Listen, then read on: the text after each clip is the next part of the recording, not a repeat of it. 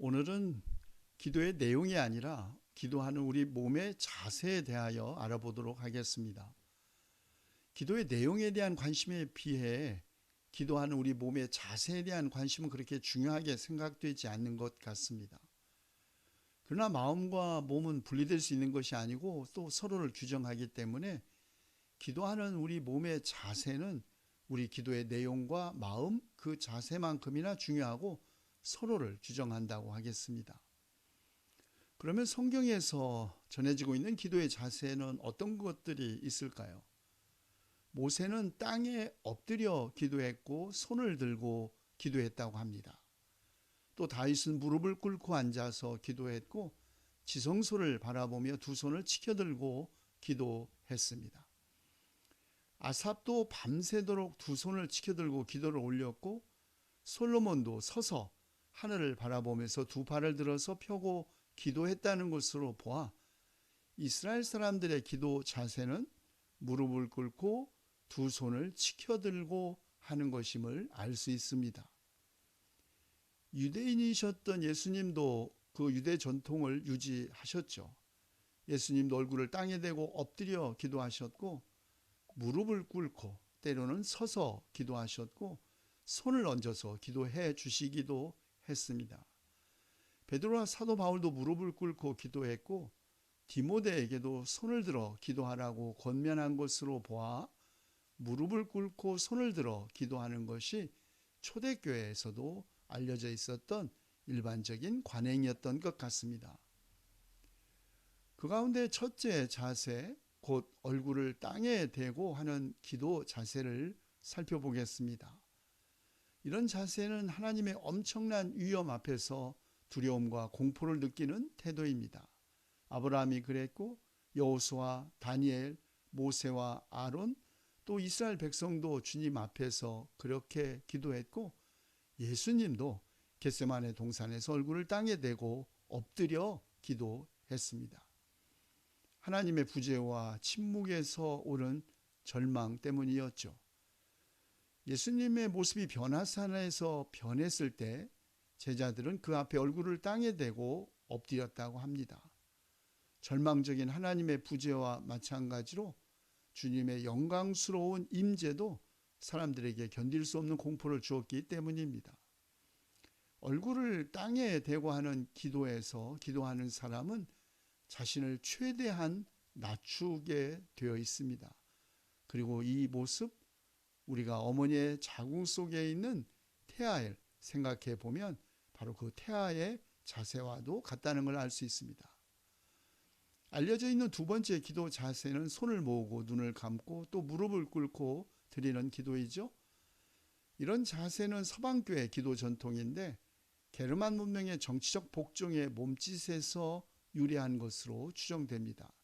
신하는 군주를 보지 않게 눈을 감아야 했고 두 손을 가운데로 모으는 것은 자신이 무장하지 않았고 갑자기 공격할 수 없다는 것을 보여주는 자세였다고 합니다. 무릎을 꿇는 것은 또 엎드려 경배하는 것을 나타내는 겸손의 표현이기도 했습니다. 그러므로 기도를 하기 위해서 두 손을 모으고 눈을 감고 또 무릎을 꿇는 태도는 우리가 우리 내면으로 조용히 들어가 죄를 뉘우치는 자세를 취하면서 우리의 무력함과 복종을 나타내는 자세입니다. 성경의 전통에서 무릎을 꿇는 행위는 육체가 땅으로 가라앉고 영혼은 하나님께로 올라간다는 것을 표현하는 자세였습니다. 우리가 시편에서 읽을 수 있는 것처럼 오라 우리가 굽혀 경배하며 우리를 지으신 여호와 앞에 무릎을 꿇자. 이런 초대, 이런 몸짓은 하나님의 영광을 위한 그리스도의 우주적 통치를 약속하는 것입니다. 모든 무릎을 예수의 이름에 꿇게 하시고 바울도 빌립보서에서 그렇게 말했죠. 그러나 허리를 굽히고 무릎을 꿇어 기도하는 자세는 하나님을 우리 인간의 내면이나 가슴 그리고 영혼 속에서 아주 고독하게 추구하는 자세이기도 합니다. 세 번째 알려진 자세는 머리를 높이 들고 눈을 뜨고 팔을 벌리고 하는 기도이죠. 이런 자세는 로마와 나폴리의 카타콤에 묘사되어 있는 초대교회 예배자들의 기도 모습입니다. 이들은 똑바로 서서 머리를 들고 눈을 뜨고 또 그들의 팔은 위로 펼쳐지고 손바닥은 위를 향해 벌려 있습니다. 이것은 큰 기대의 자세이고 또 사랑스럽게 수용하고 포용하려는 자세입니다. 이런 자세로 하나님을 향해 자신을 열어놓은 사람은 매우 자유로운 사람입니다. 그러므로 그들은 똑바로 서서 머리를 들고 눈을 떠서 위를 쳐다보는 것이죠. 그리고 높이 들어 올린 팔은 가슴을 활짝 열어 호흡하는 자세입니다. 초대교회 오순절 운동이 이런 기도하는 자세를 수용한 것입니다.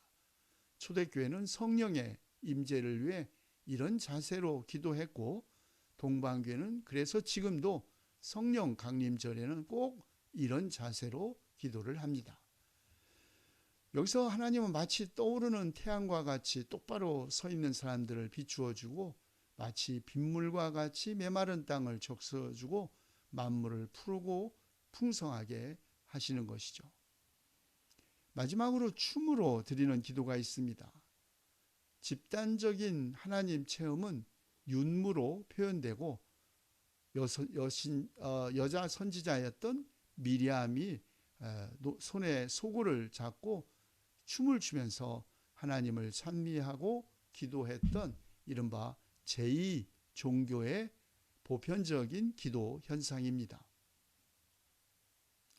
모세가 금송아지를 파괴할 때까지 이스라엘 백성은 또 우상주의에서 춤을 추었다고 하지 않습니까?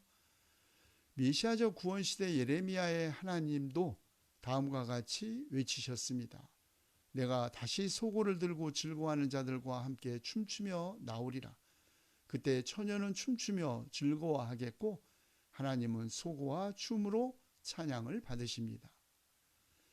그런데 중세 초엽 이래로 교회 기도가 노래로는 표현되었지만 춤으로는 더 이상 표현되지 않았다는 것은 몸짓을 통한 몸짓 언어가 중세기에 약화되었다는 것을 의미합니다.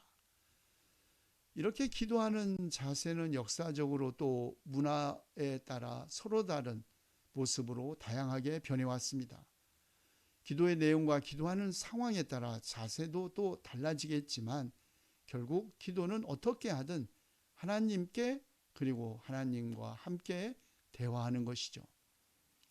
어린이가 서서히 성장하면서 부모와 대화하는 법을 배우듯이 하나님의 자녀가 된다는 것도 마찬가지입니다.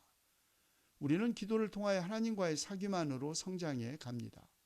성장하면서 다양한 방법과 자세로 우리의 기도 모습도 변하겠죠. 그러나 어떤 자세로 우리가 기도하건 우리가 쉬지 않고 기도할 수 있을 때까지 신앙은 기도를 강화하고 기도는 우리의 신앙을 강화합니다.